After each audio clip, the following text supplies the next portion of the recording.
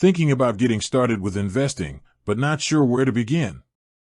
Have you heard about Acorns and wondered if it's the real deal or just another gimmick? Well, you've come to the right place. We're going to dive into an honest, no-holds-barred review of Acorns, the good, the bad, and everything in between. First off, let's talk about the good. The biggest selling point for Acorns, and what makes it so popular, is its simplicity. It's built for the absolute beginner. The famous roundups feature is genius. Every time you make a purchase, Acorns rounds up to the nearest dollar and invests the difference for you once it reaches a $5 threshold. It's a completely automated, set-it-and-forget-it way to start building a portfolio without even thinking about it. Beyond roundups, they also make it incredibly easy to set up recurring investments, whether that's a few dollars a day or $100 a month. The portfolios themselves are a major plus for new investors.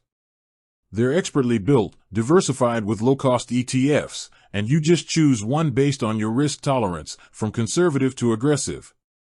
They also offer a suite of other services like retirement accounts, or Acorns Later, and even investment accounts for kids with Acorns Early.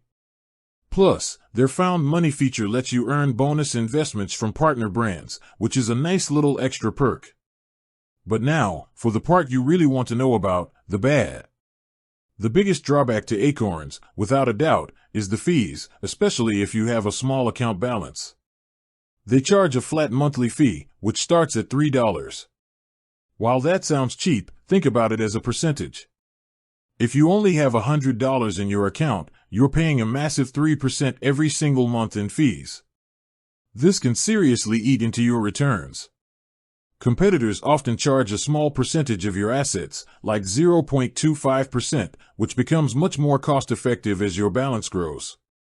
Another downside is the lack of control.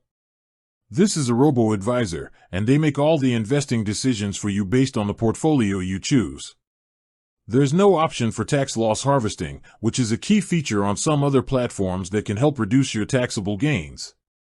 And if you ever decide to leave and transfer your investments to another brokerage, Acorns charges a hefty $35 fee per ETF.